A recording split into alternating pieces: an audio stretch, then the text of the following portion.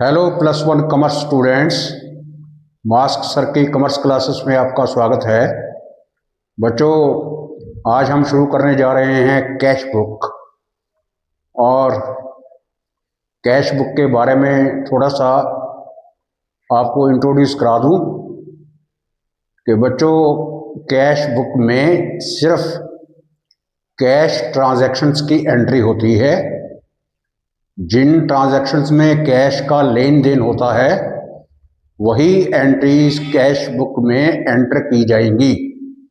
Non cash entries, जैसे आपने goods credit पर परचेज किए हैं या गुड्स को क्रेडिट पर सेल किया है या कुछ और जिनका रिलेशन कैश के साथ नहीं है, वो एंट्रीज कैश बुक में नहीं डाली जाएंगी।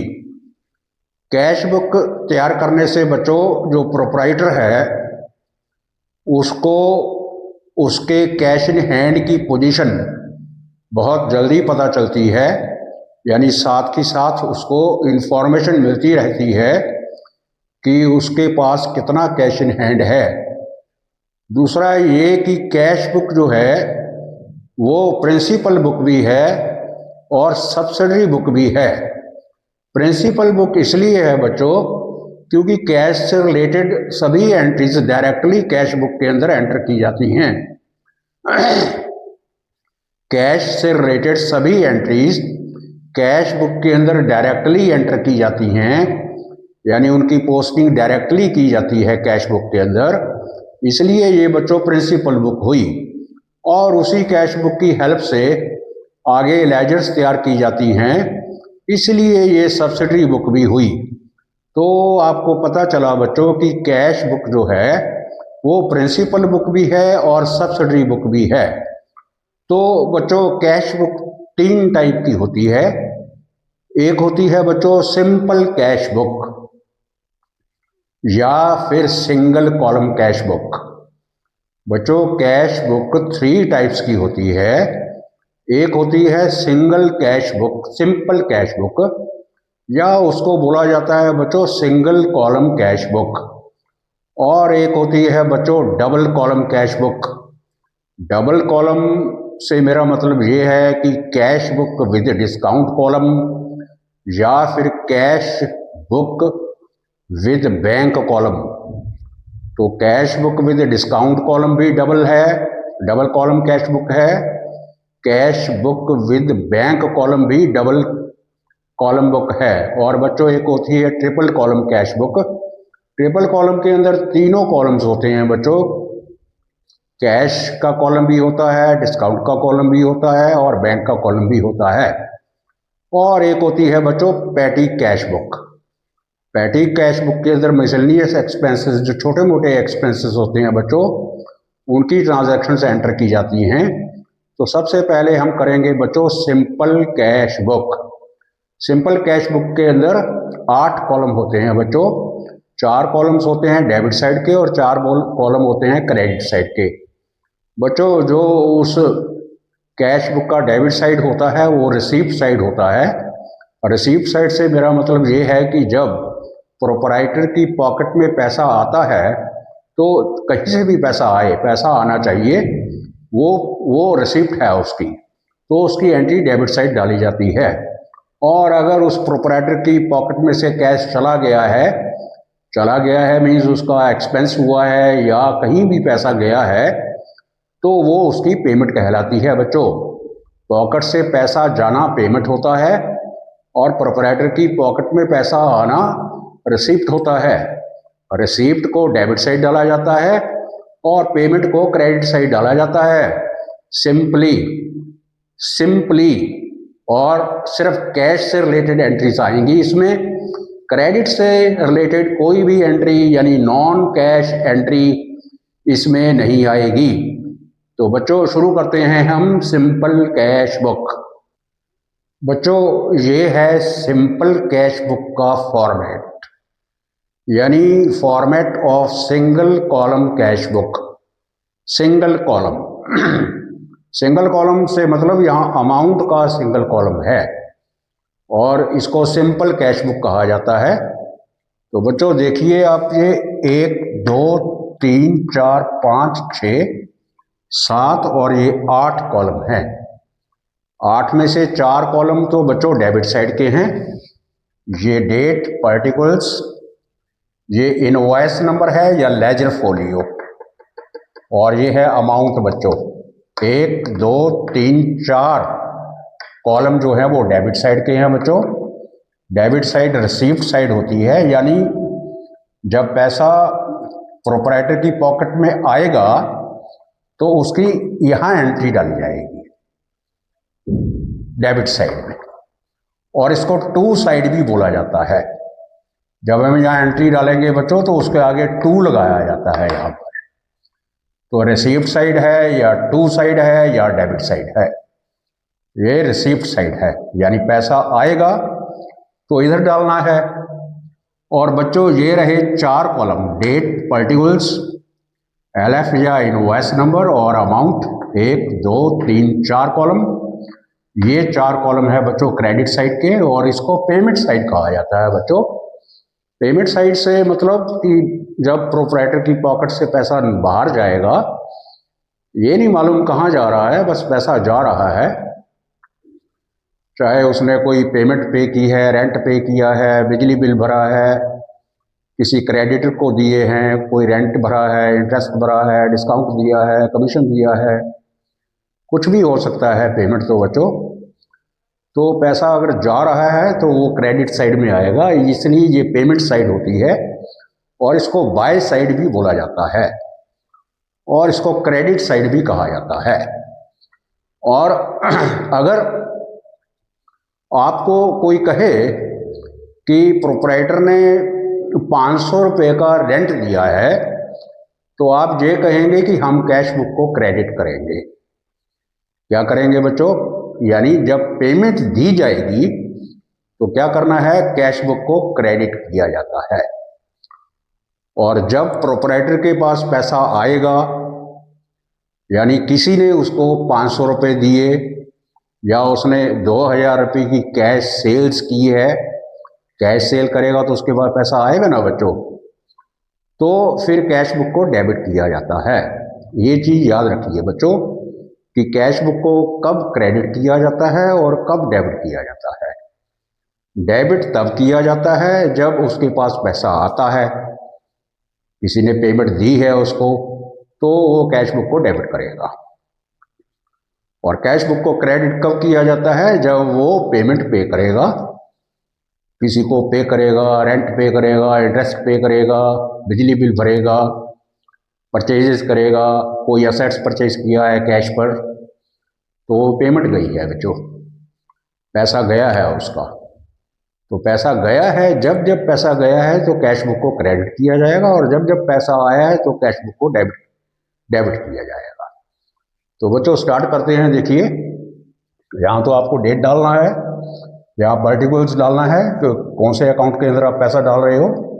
ये आपके लिए यूजलेस है, इसके अंदर कुछ नहीं किया जाता है। और ये अमाउंट का कॉलम है, इसमें अमाउंट डाली जाती है। और ये हो गया 4 कॉलम डेबिट साइड का, और आगे फिर डेट है। ये क्रेडिट, जब पेमेंट करोगे आप तो डेट इधर डालोगे, और जब पैसा आएगा तो डेट इधर डालोगे। और ये पार्टिकल्स हैं, फिर ये इनवॉइस नंबर या लेजर फोलियो यूजलेस है आपके लिए, इसको कुछ नहीं करना है आपने, और यहाँ पर अमाउंट डालनी है। और बच्चों एक बात और कि कैश बुक के अंदर सीरियल वाइज एंट्री डाली जाती है। जैसे 1 तारीख की आपने एंट्री डाली है, 1 तारीख के बाद 2 की एंट्री है, 3 की है, 4 की है, तो 1 के बाद आपको 2 की एंट्री डालनी है। 1 के बाद 3 की एंट्री नहीं डाल सकते आप, 3 के बाद 2 की एंट्री नहीं डाल सकते आप। 1 के बाद 2 की एंट्री, 2 के बाद 3 की एंट्री, 3 के बाद 4 की एंट्री। सीरियल डेट में सीरियल वाइज डेट के अंदर आपको एंट्री, इसका अंदर ट्रांजैक्शन को एंटर करना है बच्चों। हाँ, ऊपर नीचे डेट नहीं होनी चाहिए, डेट वाइज ट्रांजैक्शन जैसे जैसे आपको दी गई हैं वैसे वैसे आपको ट्रांजैक्शंस डालनी है। तो सबसे पहले देखिए बच्चों, मान लो ये एक 2022 है, और यहाँ लिखा हुआ है cash in hand. Cash in hand का मतलब क्या होता है बच्चों? कैश इन हैंड का मतलब ये होता है कि ये जो बैलेंस है 1/1/2022 का है। 1/1/2022 को प्रोपराइटर की जेब में कितना पैसा है वो ये बताया गया है।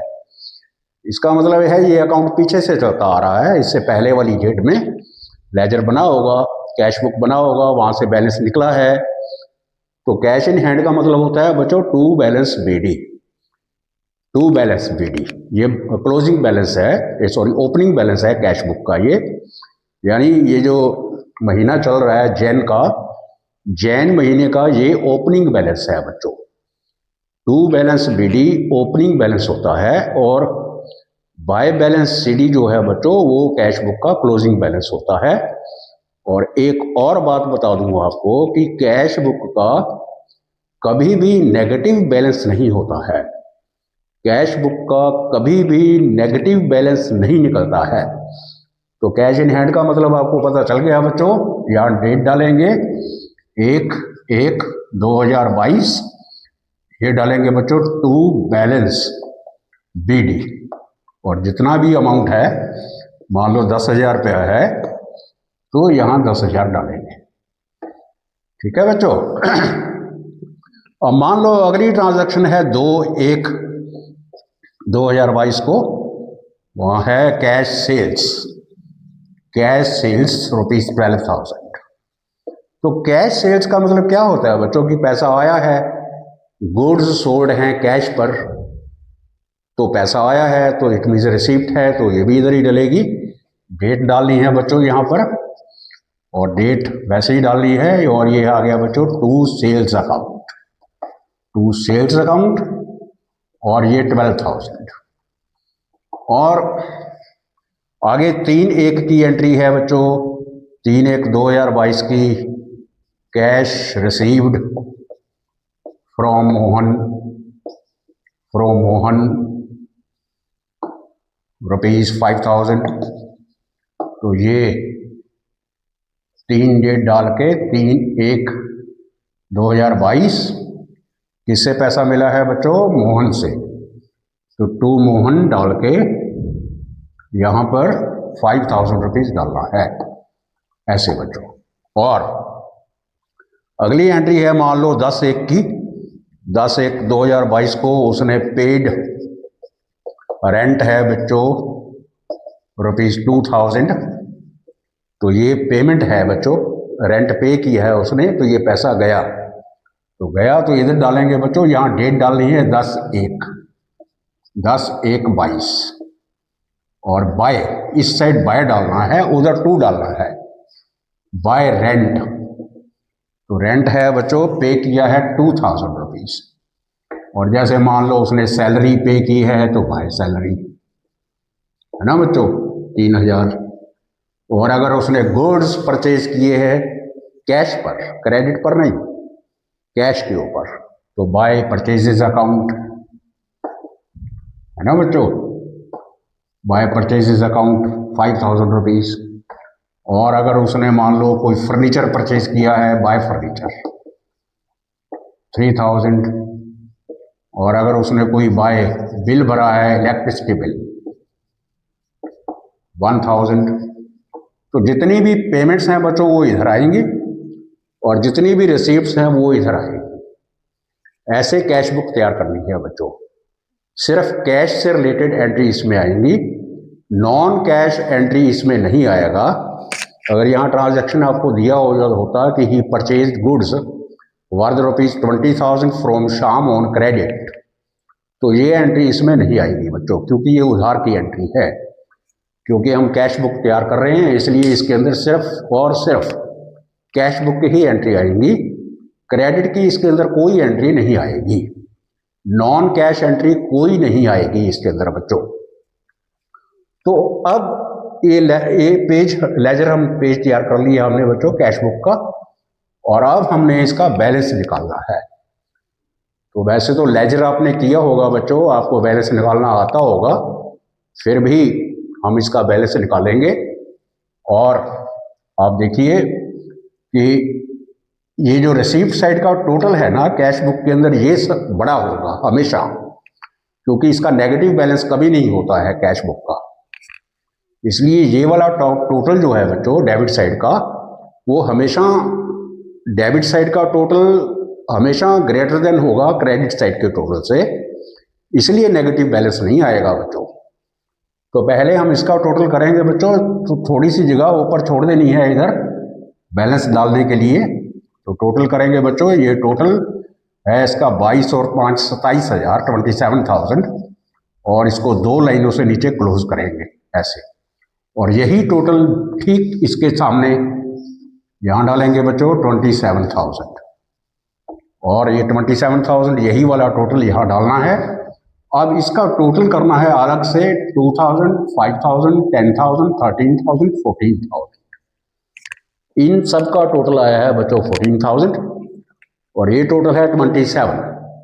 अब 27 में से 14,000 माइनस करेंगे बच्चों, तो बाकी बचा हमारे पास कैश इन हैंड 13,000। ये जो कैश इन हैंड बचा है बच्चों, ये है क्लोजिंग बैलेंस कैश का इस मंथ का। जैन का जो क्लोजिंग बैलेंस है बच्चों, ओपनिंग बैलेंस तो ये था 10,000 और क्लोजिंग बैलेंस निकला है 13,000।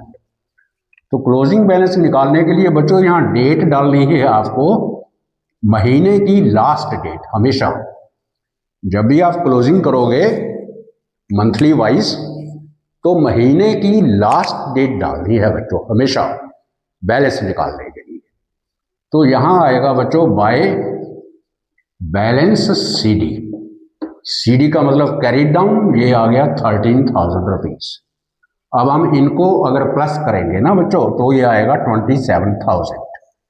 ओके बच्चों, अब ये जो बैलेंस निकला है इसको हम ब्राउट डाउन करेंगे बच्चों। नेक्स्ट मंथ की फर्स्ट तारीख डालनी है आपको, तो 1/2/2022, ये है अगले महीने की 1 तारीख।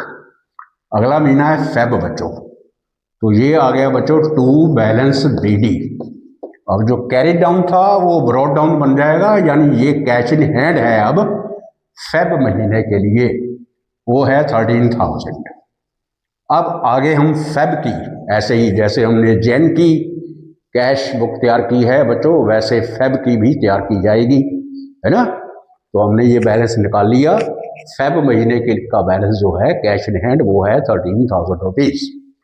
तो इस तरीके से बच्चों बहुत सिंपल है ये, कोई इसमें कॉम्प्लेक्शन नहीं है। बस पैसा आया है तो रिसीप्ट साइड डालना है, पैसा गया है तो पेमेंट साइड डालना है, और डेबिट साइड में 2 लगाना है, और क्रेडिट साइड में बाय लगाना है। ये पेमेंट साइड है, वो रिसीप्ट साइड है, और ऐसे बैलेंस निकालना है। 8 कॉलम हैं, 4 डेबिट साइड के और 4 हैं बच्चों क्रेडिट साइड के। तो ये रही बच्चों सिंपल कैश बुक या फिर सिंगल कॉलम कैश बुक। आपको फिर बता देता हूं कि इसके अंदर सिर्फ कैश ट्रांजैक्शंस की एंट्री आएगी बच्चों, नॉन कैश ट्रांजैक्शंस इसके अंदर एंटर नहीं होंगी।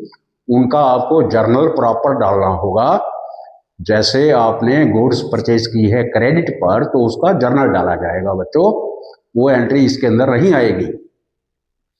इसके अंदर सिर्फ कैश और बैंक की एंट्री आएगी। यानी अगर आपने बैंक से पैसा निकलवाया है तो कैश बढ़ गया ना आपके पास, तो फिर इधर एंट्री आएगी, और अगर आपने कैश बैंक में जमा करवाया है तो फिर ये पेमेंट समझिए आप, पैसा गया आपका, तो फिर ये एंट्री इधर डलेगी।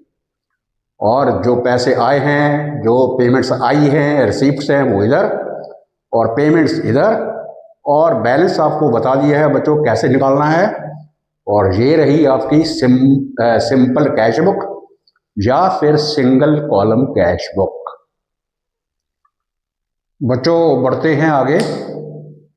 ये है बच्चों डबल कॉलम कैश बुक, यानी cash book with bank column. यानी अब आपको बैंक का कॉलम भी साथ बनाना होगा। अब बच्चों इसके 10 कॉलम हो जाएंगे। पहले जो सिंगल कॉलम कैश बुक हमने बनाई थी उसके 8 कॉलम थे। अब क्योंकि एक कॉलम डेबिट साइड का और एक कॉलम क्रेडिट साइड का इंक्रीज हो गया है बच्चों, और इसके total column number of columns 10 हो गए हैं। 5 कॉलम हैं डेबिट साइड के, डेबिट साइड वही रिसिप्ट साइड, और 5 कॉलम है इसके क्रेडिट साइड के, क्रेडिट साइड मतलब पेमेंट साइड। वही चीज़ है बच्चों, अगर पैसा आया है तो डेबिट साइड डालना है, गया है तो क्रेडिट साइड डालना है। अब इसमें थोड़ा डिफरेंस ये है कि कभी तो पैसा कैश आएगा आपके पास, यानी प्रोपराइटर के पास, कभी तो कैश पैसा आएगा, और कभी बाय चेक आएगा। और प्रोपराइटर कभी पेमेंट बाय कैश करेगा और कभी पेमेंट बाय चेक करेगा। अगर कैश पैसा आता है तो आप कैश कॉलम में डालोगे बच्चों, कैश कॉलम के अंदर। और अगर बाय चेक पैसा आ रहा है तो आप बैंक कॉलम में डालोगे बच्चों। और अगर प्रोपराइटर कैश पेमेंट कर रहा है तो फिर क्रेडिट साइड में कैश कॉलम में पैसा आएगा बच्चों। और अगर वो बाय चेक पे कर रहा है, पेमेंट बाय चेक कर रहा है, तो वो फिर बैंक कॉलम में आएगा बच्चों। तो इस तरीके से सिंपल है, जैसे हमने पहले किया है। पैसा अगर आएगा तो रिसीप्ट साइड, और पैसा अगर जाएगा तो पेमेंट साइड, क्रेडिट साइड। यानी कैश बुक को या तो डेबिट किया जाता है या क्रेडिट किया जाता है। अब आपको पता चल गया है कि कब डेबिट किया जाता है बच्चों और कब क्रेडिट किया जाता है। जब कैश या चेक आएगा प्रोपराइटर के पास तो वो अपनी कैश बुक को डेबिट करेगा, और जब उसका पैसा जाएगा या चेक जाएगा, चेक के बाय चेक पेमेंट करेगा, तो वो फिर अपनी कैश बुक को क्रेडिट करेगा। सिंपल। तो वही है इसके अंदर बच्चों, जैसे हमने पहले किया है। देखिए ये 1 cash in hand, cash at bank. अब दो बैलेंस है बच्चों, एक तो है कैश इन हैंड और एक है कैश एट बैंक। तो कैश इन हैंड मान लो है 10,000 और कैश एट बैंक है बच्चों 20,000। तो एक नंबर, एक डेट है समझ लो बच्चों अब ये। तो टू बैलेंस डेट, वही कैश का बैलेंस कैश में डालना है आपको और बैंक का बैंक में डालना है। ये है ओपनिंग बैलेंस कैश और बैंक के, क्योंकि हर प्रोपराइटर का बैंक के अंदर अकाउंट होता है बच्चों। इसलिए अब इस महीने का, यानी ये मान लो जन है, इस महीने का जो कैश इन हैंड है उसके पास वो तो है 10,000, और जो बैंक के अंदर जो उसके पास पैसा पड़ा हुआ है वो है 20,000। अब आगे महीने की ट्रांजैक्शंस डलेंगी और हम कैश बुक का क्लोजिंग बैलेंस निकालेंगे बच्चों। तो अब सेकंड नंबर पर है बच्चों कैश सेल्स। Cash sales 5,000। तो आपको पता है बच्चों, टू सेल्स, कैश आया है पैसा 5,000। और नंबर 3 पर है received ₹2,000 from A by cheque. ये है बच्चों कि 2,000 रुपीज ए से रिसीव किया है लेकिन बाय चेक। अब आपको एक बात बताता हूं कि जैसे अब यहां पर इसने चेक रिसीव किया है, ये देखना है कि पोस्ट डेटेड चेक है कि नहीं। मतलब मेरा कहने का है कि जब भी आप चेक रिसीव करोगे 2-4 ट्रांजैक्शंस आगे जरूर पढ़ लेनी है आपको कि कहीं ये जो चेक ए से रिसीव किया है ये कहीं बाद की डेट में बैंक में जमा तो नहीं करवाया है। अगर अगली 2-4 एंट्री में इसके बारे में कोई इंफॉर्मेशन ना हो बच्चों, तो आपको ये समझना है कि जिस दिन चेक रिसीव किया है उसी दिन ही बैंक में जमा करवाया है। ये समझना है आपको। पोस्ट डेटेड चेक क्या होता है मैं आगे समझाने जा रहा हूं आपको बच्चों।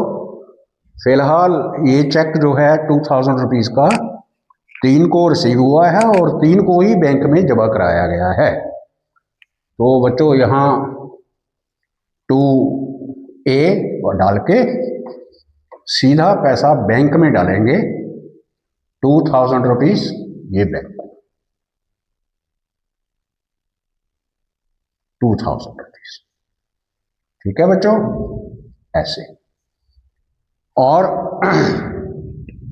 नंबर 4 पर है जैसे goods purchased by cheque for rupees 10,000। तो फिर बच्चों ये अब पैसे गए हैं और बैंक के थ्रू गए हैं बच्चों, तो यहाँ डेट डाल के 4 डेट डालना है और यहाँ डालना है by purchases account, purchases account डाल के। और क्योंकि ये चेक है बच्चों, चेक के थ्रू परचेजेस की है, तो बैंक कॉलम में आएगा बच्चों 10,000। अब जैसे मान लो उसने कैश सैलरी पे की है, कैश सैलरी पे की है, तो नंबर 5 डाल के यहाँ आएगा बच्चों बाय सैलरी, और ये है 3000 कैश पैसा जमा कराया है, सैलरी दी है बच्चों। ये तो सिंपल काम है, ये हम पहले भी कर चुके हैं। कैश पैसा आएगा तो कैश कॉलम में डालना है, और अगर चेक आया है तो बैंक कॉलम में डालना है, और इधर कैश गया है तो कैश कॉलम में डालना है, अगर पेमेंट बाय चेक की है तो बैंक कॉलम में डालना है। सिंपल बच्चों। अब कॉन्ट्रा एंट्री क्या होती है बच्चों? कॉन्ट्रा एंट्री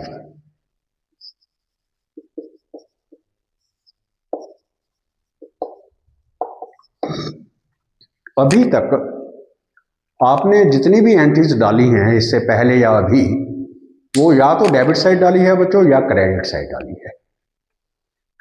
अगर आपको किसी से 1000 रुपया मिला है, मान लो राम से मिला है, तो आपने 2 राम डाल के यहाँ कैश में पैसे डाल दिए, और चेक मिला है तो बैंक में डाल दिए। दिया है कैश, या तो फिर दिया है तो फिर या इधर डाला है, या एंट्री इधर डाली है आपने या इधर डाली है, यानी या डेबिट किया है कैश बुक को या क्रेडिट। और कॉन्ट्रा एंट्री में क्या होगा कि हमको दोनों साइड एंट्री डालनी होती है बच्चों, डेबिट साइड भी और क्रेडिट साइड भी। तो कैसे बच्चों देखिए, ये है नंबर 6, ये है डिपॉजिटेड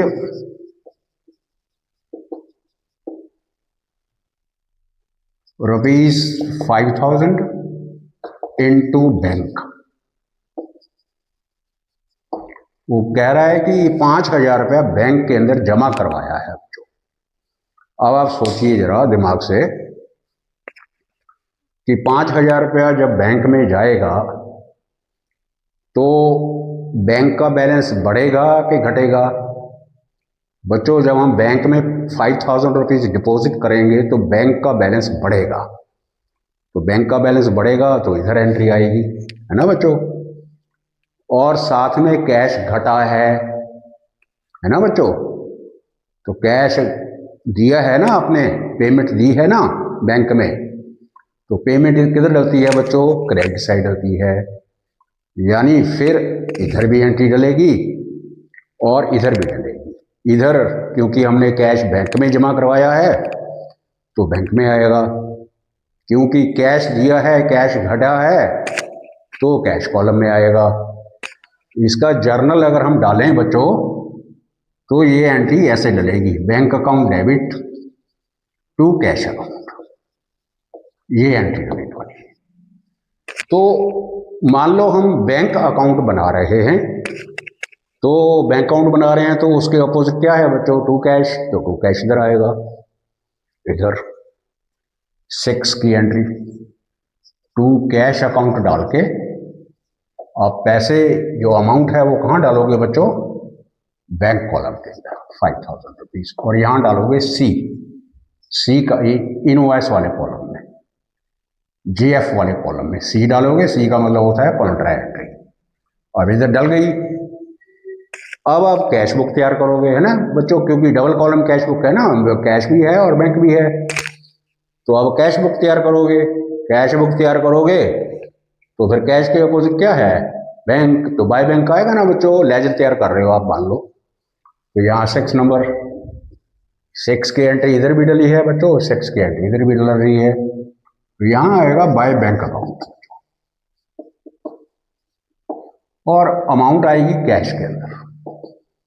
अब एक चीज देखिए, अगर यहां कैश आता है पार्टिकुलर्स में, टू कैश आता है, तो अमाउंट बैंक में जाएगी बच्चों अपोजिट, और अगर यहां टू कैश है तो इस वाले पर्टिकुलर में बाय बैंक आएगा अपोजिट, और इधर बाय बैंक आ गया तो अमाउंट किस में डलेगी, कैश में। फिर देखो बच्चों, आपने इस पर्टिकुलर्स में यानी रिसिप्ट साइड वाले पर्टिकुलर में अगर आपने कैश डाला है टू कैश, तो अमाउंट जाएगी बैंक में, ये अमाउंट बैंक में, कैश का अपोजिट बैंक। और अगर आपने इस पर्टिकुलर में टू कैश डाला है तो पेमेंट साइड वाले पर्टिकुलर्स में बाय बैंक डालोगे।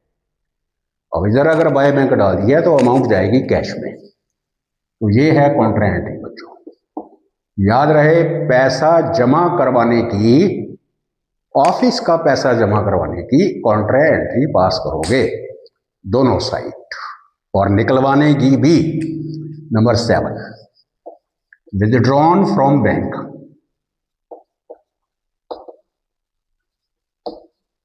₹5 2000, अब 2000 रुपये बैंक से निकलवाया है ऑफिस यूज के लिए बच्चों। तो अब पैसा निकलवाया है तो भी कॉन्ट्रा एंट्री डलेगी, इसका रिवर्स हो जाएगा 7 नंबर। ये जमा कराने के लिए टू कैश डाला आपने और निकलवाने के लिए यहाँ टू बैंक डालोगे, टू बैंक अकाउंट। अब पैसा निकलवाया है इसलिए आपके पास कैश इंक्रीज हो गया है, तो यहाँ 2000, यहाँ कुछ नहीं आएगा, यहाँ सी आएगा बच्चों।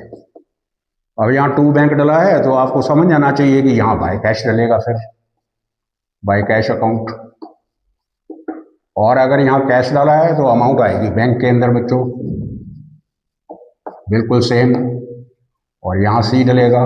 ये रही बच्चों कॉन्ट्रा एंट्री, यही कम्प्लेक्शन है, बस थोड़ी सी, अदरवाइज कोई कम्प्लेक्शन नहीं है। याद रहना चाहिए बच्चों कि कैश को जब डिपॉजिट करेंगे तो भी कॉन्ट्रा एंट्री डलेगी, और अगर विड्रॉ करेंगे आउट ऑफ द बैंक, पैसा विड्रॉ करेंगे ऑफिस यूज के लिए, तो भी कॉन्ट्रा एंट्री पास करेंगे। अगर विड्रॉ करेंगे तो ये इसकी रिवर्स एंट्री हो जाएगी कैश टू बैंक, और जमा कराएंगे तो बैंक टू कैश। ये है कॉन्ट्रा एंट्री बच्चों। दूसरा बच्चों, तो इस प्रकार से कॉन्ट्रा एंट्री डलती है बच्चों। करते हैं आगे, अब हम करेंगे पोस्ट डेटेड चेक की एंट्री बच्चों। सबसे पहले तो ये समझिए कि पोस्ट डेटेड चेक क्या होता है। पोस्ट डेटेड चेक का मतलब ये होता है कि जब एक प्रोप्राइटर चेक को रिसीव करता है, मान लो उसने आज चेक रिसीव किया है और उसके ऊपर जो डेट डली हुई है वो फ्यूचर डेट डली हुई है। फ्यूचर मीन्स जो आज नहीं है, आने वाली डेट डली हुई है। जैसे मान लो आज 15 तारीख है और आज चेक तो उसको आज मिला है, लेकिन उसके ऊपर डेट 20 डली हुई है। तो चेक पर जो डेट डली होती है ना बच्चों, उससे पहले आप उस चेक को बैंक में जमा नहीं करवा सकते हो। तो चेक तो 20 के अंदर, 20 डेट को ही जमा होगा चेक बैंक के अंदर, उससे पहले तो होगा नहीं। लेकिन हमें रिकॉर्ड तो रखना है ना, आज अगर चेक मिला है आपको 15 डेट को, 15 तारीख को आपको चेक मिला है, तो उसका रिकॉर्ड तो रखना है। और जब हम बैंक में डालेंगे, बैंक कॉलम में तो उस दिन अमाउंट आएगी जिस दिन हम बैंक में जमा करवाएंगे। पहले तो डाल नहीं सकते ना हम, लेकिन रिकॉर्ड तो रखना पड़ेगा। तो पोस्ट डेटेड चेक ये होते हैं कि जैसे आज आपको चेक मिला है और उसके ऊपर डेट फ्यूचर की कोई डली हुई है, यानी 2, 4, 8, 10 दिन बाद की डेट डला हुआ है, तो वो पोस्ट डेटेड चेक होते हैं बच्चों। तो जिस दिन वो रिसीव किए जाते हैं उस दिन तो जर्नल एंट्री डाला जाता है, क्योंकि ना तो वो कैश है और ना ही उसको हमने बैंक में जमा करवाया है। एक जर्नल एंट्री पास करके हम ये अपने पास रिकॉर्ड करेंगे कि हमें ये चेक फलां बंदे से रिसीव हो गया है, और जब हम चेक को जमा कराएंगे तो उस दिन हम उसको बैंक कॉलम में डालेंगे। तो बच्चों यहाँ 8 तारीख को चेक रिसीव हुआ है हमें, 8 को चेक रिसीव फ्रॉम शाम फॉर ₹5000। लेकिन यही चेक शाम वाला 9 को हमने जमा कराया है। चेक रिसीव्ड फ्रॉम सोहन शाम वाज डिपॉजिटेड इनटू बैंक। तो सेम डेट को 8 वाला चेक 8 को जमा नहीं करवाया है, उसके ऊपर 9 डेट डली हुई थी। चेक आज मिला है लेकिन डेट अगली डेट डली हुई थी। तो जिस दिन आपको ये चेक रिसीव हुआ है उस दिन तो आप जर्नल एंट्री डालोगे बच्चों। तो वो जर्नल एंट्री के लिए हमें एक अकाउंट खोला जाता है पोस्ट डेटेड चेक के लिए, उसको बोला जाता है बच्चों चेक इन हैंड अकाउंट। जो पोस्ट डेटेड चेक होते हैं बच्चों उसके लिए अकाउंट खोला जाता है चेक इन हैंड अकाउंट। तो वो अकाउंट हम खोलेंगे बच्चों cheque in hand account, cheque in hand account. इसको डेबिट करेंगे क्योंकि चेक इंक्रीज हो गए हमारे पास है ना, चेक मिला है ना आपको, तो चेक इन हैंड को डेबिट करेंगे। और जब वो चेक जाएगा तो फिर चेक इन हैंड को क्रेडिट करेंगे बच्चों, है ना बच्चों। तो cheque in hand account debit, लेकिन मिला किससे है बच्चों, ये शाम से मिला है। तो टू शाम और अमाउंट कितनी है बच्चों 5000 रुपीज। ये ऐसे 5000 रुपीज आएगा। ये जर्नल एंट्री पास करना है पोस्ट डेटेड चेक के लिए बच्चों। जब भी आपने पोस्ट डेटेड चेक रिसीव करना है तो जब आप रिसीव करोगे तो ये एंट्री पास करोगे cheque in hand account debit to Shyam, to A, to B, to C, जिससे भी रिसीव किया है ना बच्चों। फिर अब 9 को ये चेक जमा कराया है हमने बैंक के अंदर, तो अब 9 को बैंक में जमा कराया है तो फिर अब हम कैश बुक में एंट्री डालेंगे इसकी। 9 को यहां डालेंगे बच्चों to cheque in hand account, through cheque in hand account, और अमाउंट डालेंगे बैंक के अंदर 5000 ऐसे बच्चों। ये है पोस्ट डेटेड चेक की एंट्री। 2 आपकी प्रॉब्लम सॉल्व हो गई, एक कॉन्ट्रा एंट्री और एक पोस्ट डेटेड चेक की एंट्री। बाकी तो सब सिंपल था बच्चों, है ना। अब आते हैं एंडोर्समेंट ऑफ चेक।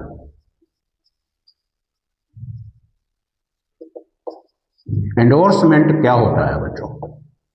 एंडोर्समेंट का मतलब ये होता है कि मान लो उस प्रोपराइटर ने एक बंदा है ए, पर्सन ए है, उससे उसने 5000 रुपीज लेना था, और एक और पर्सन है बी, उसको उसने 5000 रुपीज देना था उस प्रोपराइटर ने। अब क्या हुआ कि ए ने उसको 5000 बाय चेक दे दिया, ए ने उसको पेमेंट दे दी, यानी प्रोपराइटर ने ए से 5000 का चेक रिसीव किया है। ठीक है बच्चों। अब उसने क्या किया, प्रोपराइटर ने वही चेक जो उसने ए से रिसीव किया था वही चेक उसने बी को दे दिया, यानी वो चेक उसने अपने पास नहीं रखा, यानी बैंक के अंदर नहीं जमा करवाया। तो इसको बोलते हैं बच्चों एंडोर्समेंट ऑफ चेक। एंडोर्समेंट का मतलब किसी एक से चेक लेके किसी दूसरे को दे देना, तो ये होता है बच्चों एंडोर्समेंट ऑफ चेक। तो एंडोर्समेंट के लिए बच्चों क्या है कि जैसे चेक ए से मिला है आपको, चेक रिसीव्ड फ्रॉम ए, जैसे ये है बच्चों check received from A, so from M was endorsed to N for rupees 1000, है ना बच्चों। चेक रिसीव किया है M से, लेकिन उसको एंडोर्स कर दिया बच्चों N को, और वो चेक की अमाउंट है 1000 रुपये बच्चों, है ना बच्चों। तो इसकी जो एंडोर्स की एंट्री है वो कैश बुक के अंदर नहीं डाली जाती है, उसके लिए आपको जर्नल प्रॉपर तैयार करना पड़ेगा बच्चों। तो इसके लिए जर्नल एंट्री तैयार करनी पड़ेगी, क्योंकि आपने इस चेक को बैंक में जमा नहीं कराया है, इसलिए आपको मालूम है कि जो चेक बैंक में जमा नहीं कराए जाते वो किस अकाउंट में जाते हैं, चेक इन हैंड अकाउंट के अंदर। तो आपने रिसीव किया है एम से, तो जब एम से रिसीव करोगे तो एंट्री डालोगे बच्चों cheque in hand account debit to एम है ना बच्चों। 1000 रुपया जब चेक रिसीव किया जाता है तो यही एंट्री पास करते हैं हम, चेक इन हैंड को डेबिट किया जाता है और जिससे मिला है उसको क्रेडिट किया जाता है। अब क्योंकि यही चेक हमने एन को पास कर दिया, प्रोपराइटर ने एन को दे दिया है, तो ये रिवर्स एंट्री हो जाएगी। अब क्योंकि आपके हाथ में जो चेक था वो चला गया है, तो it means cheque in hand account को क्रेडिट करेंगे, है ना। आया था तो डेबिट किया ना, अब गया तो क्रेडिट करेंगे। और डेबिट किसको करेंगे फिर बच्चों? उसको करेंगे जिसको चेक आपने दिया है। किसको दिया है? एन को। तो एंट्री डालेंगे N, N debit to cheque in hand account. लो बच्चों, ये है आपकी एंडोर्समेंट ऑफ चेक। कैसे करना है आपको? एंडोर्समेंट का मतलब आपको क्लियर हो गया है बच्चों। जब आप चेक रिसीव करोगे, चेक इन हैंड को डेबिट करना है। जब वही चेक चला जाएगा तो चेक इन हैंड को क्रेडिट करना है। जब रिसीव किया है तो जिससे मिला है उसको क्रेडिट करना है। चेक इन हैंड को डेबिट करके जिससे मिला है उसको क्रेडिट करना है। और जब आप वो चेक किसी आगे फर्दर किसी और पर्सन को दे देते हो वही चेक का, तो फिर आपके हाथ से चेक चला गया तो चेक इन हैंड को क्रेडिट करेंगे, लेकिन डेबिट किसको करेंगे? जिसको आपने वो चेक दिया है उसको डेबिट करेंगे। तो ये रहा बच्चों आपका double column cash book. Simple column को, सिंपल चीज़ तो वैसे ही है जैसे सिंपल कॉलम कैश बुक में की है हमने, सिंपल कैश बुक के अंदर, सिंगल कॉलम कैश बुक के अंदर। लेकिन इसमें 3 कंप्लेक्शंस हैं। एक कॉन्ट्रा एंट्री की, वो आपको मैंने करवा दी है कि कॉन्ट्रा एंट्री कैसे पास करनी है। दोनों साइड एंट्री आती है बच्चों, और कॉन्ट्रा एंट्री आती है हमेशा जब पैसा बैंक के अंदर जमा करवाया जाता है और जब पैसा बैंक से निकलवाया जाता है। तो जब जमा करना है पैसा तो इट मीन्स बैंक का कॉलम इंक्रीज होता है, तो टू कैश डाल के बैंक के अंदर पैसे डालने हैं और इधर डालना है बाय बैंक और अमाउंट डालनी है कैश पे। अगर आप इधर टू कैश डालते हो बच्चों तो इधर बाय बैंक डालना है, इधर कैश डाल के अमाउंट बैंक में डालनी है और इधर बैंक डाल के अमाउंट कैश में डालनी है। ये तो पैसा जमा करवाया है आपने, और जब निकलवाया है तो निकलवाया है तो आपका कैश बड़ा है ना बच्चों, तो फिर इधर टू बैंक डाल के कैश अमाउंट में पैसे डालेंगे कॉलम में, और इधर बाय टू बैंक डाला है तो इधर फिर बाय कैश डालेंगे, बाय कैश डाल के बैंक अकाउंट के अंदर पैसे डालेंगे। ये तो रही कॉन्ट्रा एंट्री। उसके बाद पोस्ट डेटेड चेक की एंट्री आपको बताई है कि जब आप चेक रिसीव करोगे तो चेक इन हैंड अकाउंट को डेबिट करके जिसको चेक रिसीव किया है जिससे उसको क्रेडिट करोगे, और जिस दिन वो आपने बैंक में चेक जमा कराया है to cheque in hand account डाल के आप बैंक अकाउंट के अंदर कॉलम में पैसे डालोगे। और एंडोर्समेंट ऑफ चेक, ये चेक बाहर से बाहर ही लेके बाहर के बाहर ही दे दिया जाता है। किसी से लिया और किसी को दे दिया तो कैश बुक के अंदर तो एंट्री नहीं आएगी ना बच्चों, तो उसके लिए जर्नल प्रॉपर तैयार किया जाता है। जब चेक रिसीव करोगे तो वही चेक इन हैंड, और जिससे लिया है उसको क्रेडिट, और जब वो चेक चला गया तो चेक इन हैंड को क्रेडिट, और जिसको दिया है उसको डेबिट। ये हैं बच्चों थोड़ी बहुत जो कॉम्प्लेक्शंस हैं, अदरवाइज ये बहुत सिंपल है। आपको एक सम ये आने वाला है फाइनल एग्जाम के अंदर। और अगर कोई चेक डिसऑनर हो जाए बच्चों, चेक डिसऑनर का क्या मतलब होता है? डिसऑनर का मतलब ये होता है बच्चों कि जैसे आपको चेक मिला है, मान लो प्रोपराइटर को ए ने चेक दिया है और ए बैंक में जाएगा वो पैसे निकलवाने, सॉरी प्रोपराइटर बैंक में जाएगा, लेकिन देखा कि बैंक वालों ने वो चेक डिसऑनर कर दिया। डिसऑनर के कई रीजंस हो सकते हैं, हो सकता है उसके अकाउंट में पैसे ना हो सकता है सिग्नेचर गलत डल गया हो सकता है डेट के गलत डल गई हो, या कोई ओवर राइटिंग हो गई हो, या कोई और रीजंस हो सकते हैं चेक डिसऑनर होने के बच्चों। ठीक है ना बच्चों। तो जब आप चेक रिसीव करोगे, जब आप चेक रिसीव करोगे, मान लो डी से चेक मिला है तो आप क्या डालोगे? 2D डाल के बैंक अकाउंट में पैसे डालोगे। अब वो चेक डिसऑनर हो गया है ना बच्चों, तो डिसऑनर हो गया तो क्या हो गया? फिर इधर आ जाएंगे हम, इधर बाय डी डालेंगे, पहले टू डी डाला था, फिर अब बाय डी डालेंगे। बाय डी डाल के अमाउंट कॉलम में पैसे डालेंगे। अगर टू डी में डाला था वही चेक डिसऑनर हो गया तो बाय डी डाल देंगे। और अगर प्रोपराइटर ने चेक दिया था किसी को, है ना, मान लो सी को चेक दिया था तो वहाँ डाला था उसने बाय सी और बैंक कॉलम में पैसे डाले थे, अब वो डिसऑनर हो गया तो फिर वो डालेगा टू सी डाल के बैंक कॉलम में पैसे डालेगा। तो ये है बच्चों डिसऑनर ऑफ चेक। तो ऐसे रिवर्स एंट्री डाल देनी है। अगर इधर डाला है तो उधर डाल देना है, उधर डाला है तो इधर डाल देना है। तो ये रही बच्चों आपकी डबल कॉलम कैश बुक। आज के लिए बच्चों बस इतना ही। और बच्चों वीडियो को लाइक सब्सक्राइब शेयर करो, जरूर से ही करो। और हम मिलते हैं अब अगली वीडियो के अंदर एक नए टॉपिक के साथ। तब तक के लिए जय हिंद, जय भारत।